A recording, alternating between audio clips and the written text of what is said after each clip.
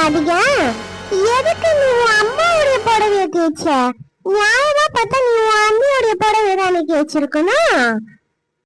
நாலுமணி, இங்கதான் நீ இந்த ராதிகாவுடைய அறிவு திறமைய பாக்கணும். எங்க அண்ணியோடைய புடவை நான் தேய்ச்சிருந்தேன்னு வச்சுக்க, என்ன நடந்திருக்கும்?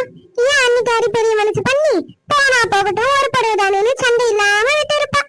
ஆனா என் அம்மா இருக்கா பத்தி அம்மா, அவ ஒரு புடவை போச்சுனாலே 1000 புடவை போனா மாதிரி அந்த கத்து கத்துவா. என் அண்ணிய போச்சுட்டு அந்த சண்டை போடுவா. அப்ப என்ன, ஒரே வெட்டு குத்துதான். சும்மா காவலியாரு பாலாறு மாதிரி சும்மா சண்டை நீண்டுக்கிட்டே போகும். நைட்டு பகலு, பகல் முடிஞ்ச நைட்டுன்னு சண்டை தொடரும், தொடர்கடையா தொடரும். அப்புறம் என்ன, நான் சும்மா சுண்டல வாயில போட்டுக்கிட்டு அப்படியே வேடிக்கை பார்த்துக்கிட்டே இருப்பேன். சின்ன பையத்த பாத்தீங்களா உங்க மக பேசுறத? இவதான் உங்களுக்கு ரொம்ப நல்ல மகளோ?